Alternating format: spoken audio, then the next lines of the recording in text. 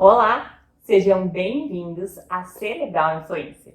Nesse vídeo tratarei sobre o conceito da impotência aprendida, ou em outros termos, sobre o aumento considerável e evidente da desistência de lutar.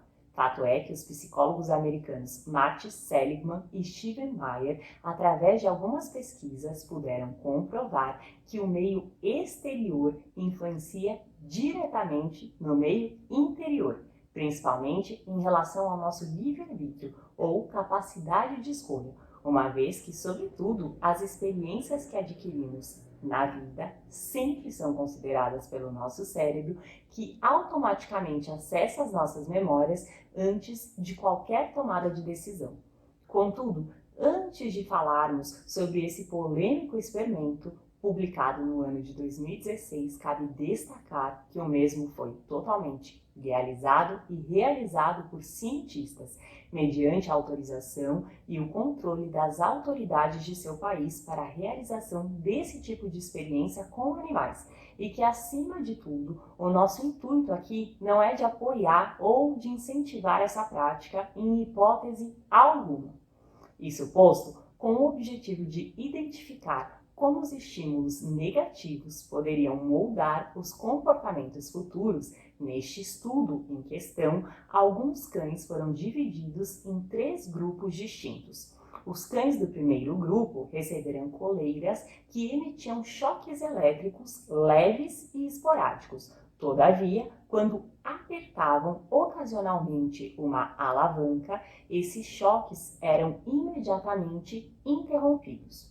Os cães do segundo grupo, entretanto, receberam a mesma coleira que os do primeiro grupo. Contudo, a alavanca que parava com os choques não funcionava e estes, como consequência, tornavam-se impotentes para reverter o estímulo aversivo. E ainda, os cães do terceiro grupo, como grupo de controle, simplesmente mantiveram-se presos em suas respectivas coleiras, porém não recebiam nenhum tipo de choque. Após essa primeira fase, os 3 grupos de cães, libertos de suas coleiras, foram colocados em uma área com um grande cercado, que possuía uma divisória baixa em seu centro, sendo que, de um lado do cercado, os choques permaneciam ativos e do outro lado não. Então, algo surpreendente aconteceu. Os cães que na primeira parte do experimento puderam interromper os choques, e inclusive aqueles que não receberam choque, logo aprenderam a pular a divisória e ir para o local seguro.